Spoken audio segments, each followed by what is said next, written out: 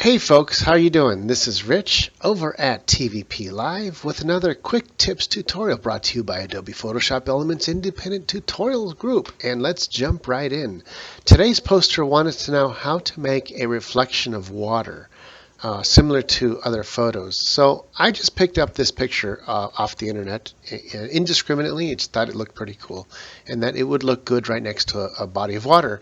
So I went ahead and did a little bit of work in the beginning. I took the eraser and a small point of about 5 point and erased all along, as you can see when I zoom in.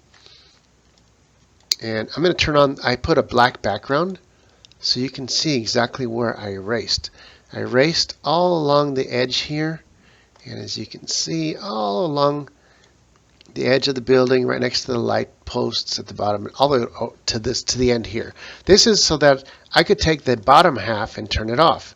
This is where all the bricks are down here. The floor. Watch the bricks floor.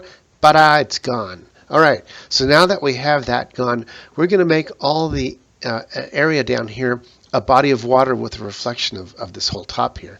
It's not too hard. It takes a little bit of work here. So I'm going to zoom out because I'm going to first make the image bigger. I'm sorry, the canvas bigger. So we go to Image, Resize Canvas.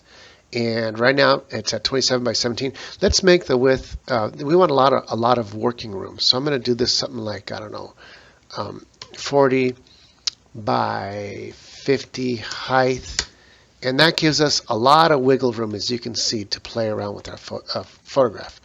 I'll grab everything here and move it up a little bit here so that we can see what we're working on. Let's take this black background and fill in the whole background with black. And I'll take the paint bucket, and there goes the back.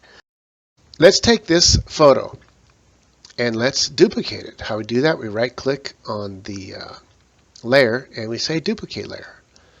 And we said, okay, and there it is. Now we got a duplicate. Really simple to do. To do a mirrored effect, I'm going to zoom out a little bit to show you what we do. And all we do is take the second layer, go to Image, Rotate, and I'm going to rotate it vertically. Boom.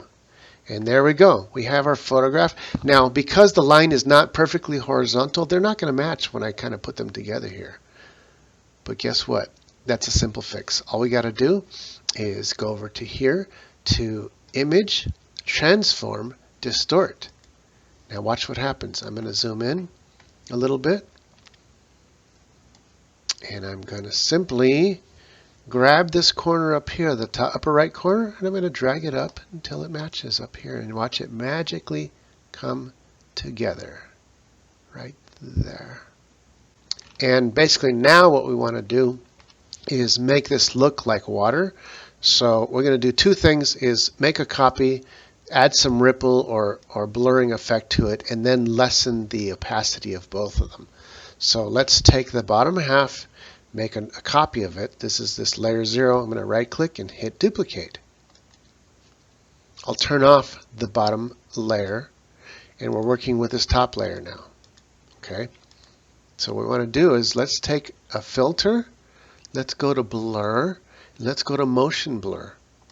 And look at this motion blur. It looks kind of like water. That looks pretty good. It's nice and blurry a little bit, how it really would look in real life. But now what we want to do is take this image and turn the bottom layer on. So I'm going to turn that layer off, turn the bottom layer back on. And basically what we want to do now is dissolve one to the other. So the bottom layer is going to be sharper on the top, and I will grab it. I will take the eraser, and let's make it nice and big, like 1,000 point. See how big that is?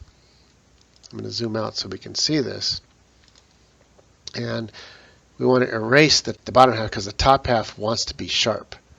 So we will just kind of simply erase this like that.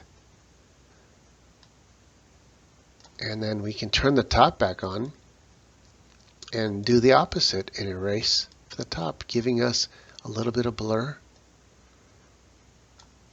sharpness that dissolves into more of a blur as the water gets closer to you. Now, because both of those are kind of too bright, we could simply take each one and make them opaque by 50%. Come down to this one, make this one opaque by another 50%, and there we go. One more thing we might want to do is take this bottom layer and take the eraser and then erase some of this.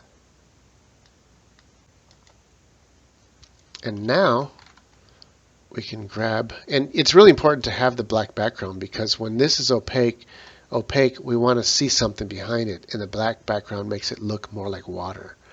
We will grab our cropping tool. I'll zoom out for a second. I'm going to crop in a little bit because the photo had to be fixed for it to work properly, so I will lose a little bit on the edge there. That looks pretty good. And that's pretty much it. If I want to do a quick little adjustments, like let's say take this layer and it's at 50%, let's do 15%. That looks cool.